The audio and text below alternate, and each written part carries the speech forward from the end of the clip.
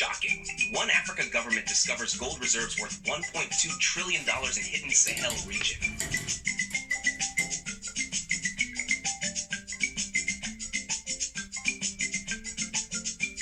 Supreme Africa breaking news. Tisu Vanu Vacho. The Pan-African dream just got 24-karat real. Part 1. Africa's buried treasure, and it's no fairy tale. Ladies and gentlemen, boys and girls, uncles who still don't believe in Bitcoin, stop what you're doing. The African Union just discovered gold, not the normal gold you see on Nigerian Instagram influencers with Doc in their names. No, I'm talking about undisclosed, untouched, God-level gold, buried deep under the Sahel region, and it's reportedly worth $1.2 trillion. Pause and read that again slowly. 1.2 trillion US dollars. That's enough to cancel all African debt, build 80 futuristic cities, give every African a solar-powered house and a robot nanny, and still have enough left to buy back all our stolen artifacts from Europe with change. But wait, not all presidents want to share it.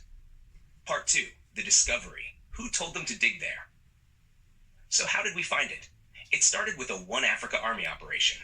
Yes, our favorite new superhero squad, tasked with monitoring illegal foreign mining in the Sahel region. One of the officers reportedly noticed satellite data anomalies. Yes, I said anomalies, showing strange underground activity in a so-called dead zone near the Mali-Niger border. So what did they do? They sent in Shadow Unit Zulu with ground-penetrating radars, drones, and one old Tanzanian war veteran who just sniffed the air and said there's gold here. Turns out he was right. The area held 3 massive underground gold veins, each deeper than the Eiffel Tower and richer than your favorite African politician's offshore account. Part 3.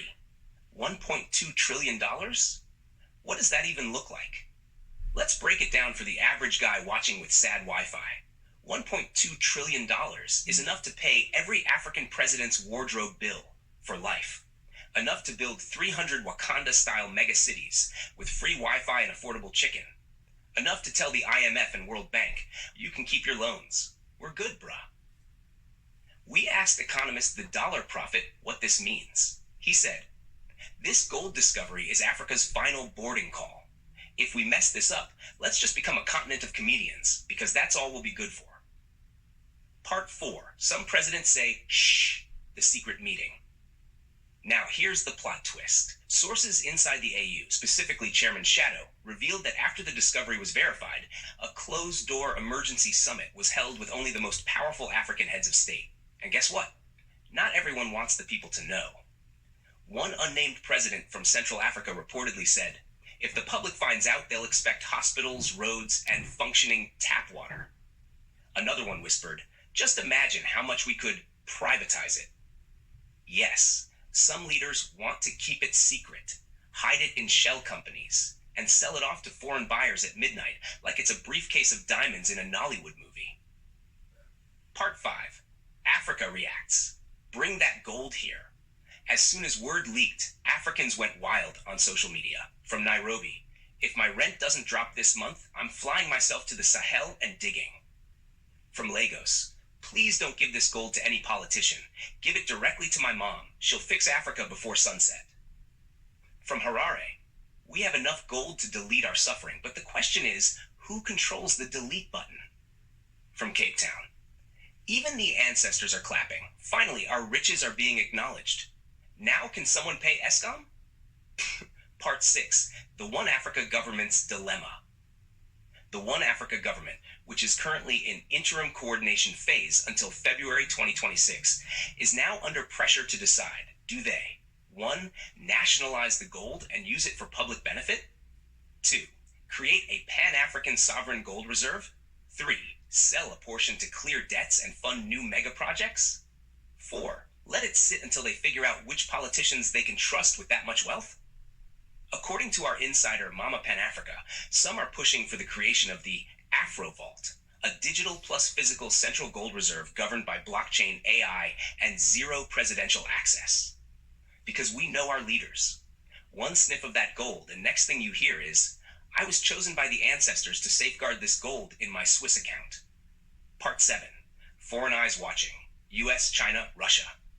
Let's not be naive. The minute gold was discovered, Foreign embassies went on high alert. Satellite data shows increased drone activity near the Sahel. A U.S. base in Djibouti even doubled security. Why?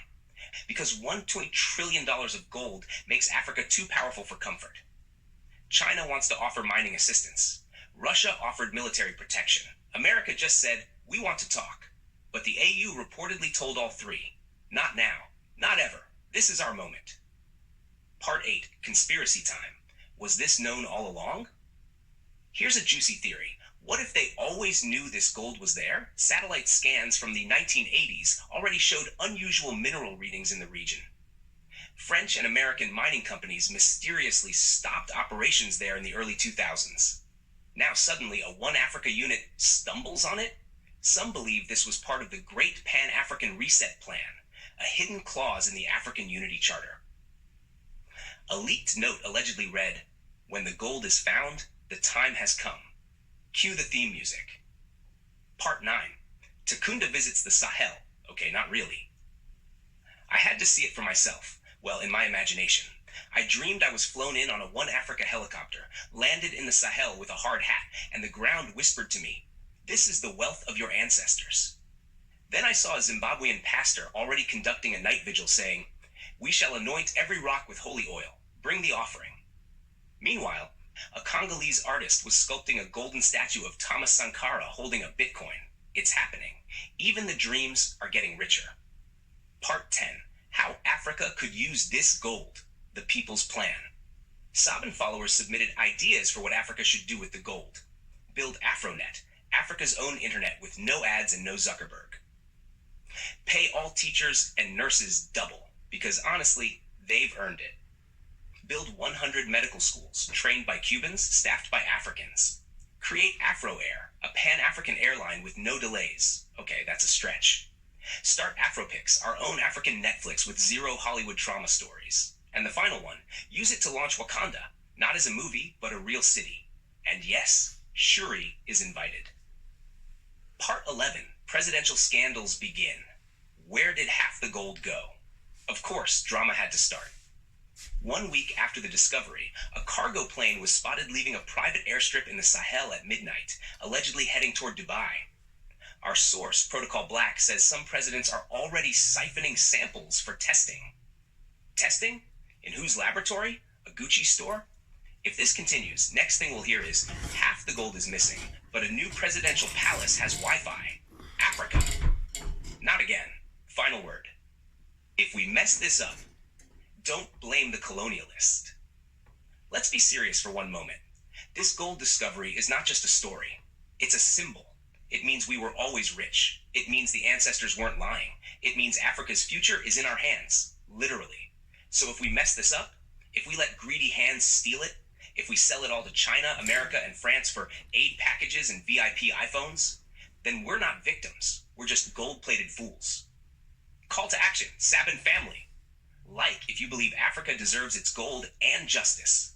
Share with your uncle who still says, this AU thing won't work. Subscribe to join the Pan-African gold rush of knowledge. Comment below. What should Africa do with $1.2 trillion in gold? Should this gold be managed by presidents or the people? And would you move to Wakanda if it was real? Tisu Vanhu Vacho, we're not just watching history, we're digging it up. This is Takunda Mabika, still laughing, still learning, still lifting the continent. We ain't done yet.